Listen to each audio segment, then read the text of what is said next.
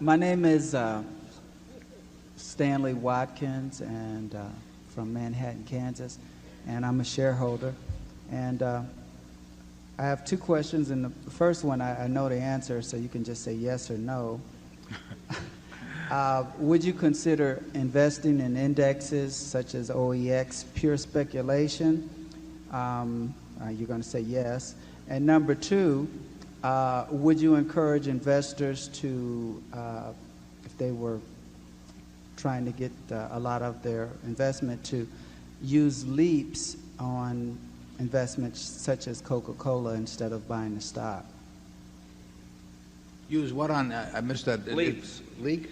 Leaps. Leaps. Oh, I see. We're still on options. In this. Oh, yeah. Well, yeah. Both the questions relate to futures of one sort, calls or whatever they may be, and I think that investors should stick to buying ownership in businesses. It's not that you can't come up with a theoretical argument for buying, say, I mean, if you think Coca-Cola is attractive, you can say, well, I'd rather buy a 5-year option on Coke than buy the stock directly because it introduces leverage without the risk of going broke. But I think that that's a dangerous path to start down because if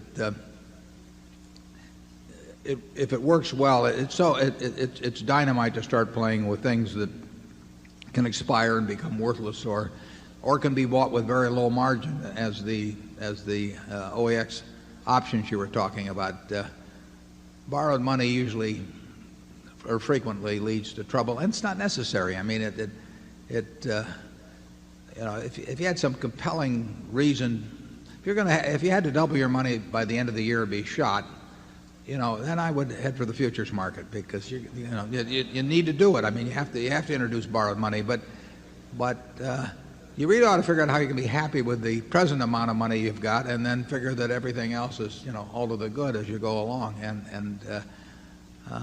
I don't think people, once they start focusing on short-term price behavior, which is the nature of buying calls or leaps or speculating in index futures. Once you start concentrating on that, I think you're very likely to take your eye off the main ball, which is just valuing businesses. I don't recommend it. Charlie?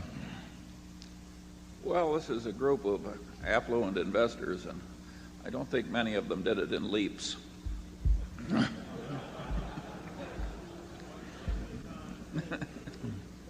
Yeah, it's certainly true. If we'd operated Berkshire with considerable borrowed money over the years, it would have done very much better than it has. But nobody knew what that amount of borrowed money would have, the appropriate level would have been, and it wouldn't have made any difference to us. I mean, we have just as much fun doing what we've done than if we'd owned it on leverage and had been twice as much. I mean, it's not the way we approach it. If you have X and you think you're going to be way happier when you've got 2X, it's probably not true. You really ought to enjoy where you are at the point, and if you can make 12 or 15% a year, and you desire to save and you like piling it up, it'll all come in time. And why risk losing what you need and have for what you don't need and don't have? It's never made a lot of sense to us. Warren wrote a letter when they were developing the security options businesses, and he urged the civilization not to allow the new exchanges. And you can see how much attention they paid to him. Yeah, the usual amount. Yeah, right.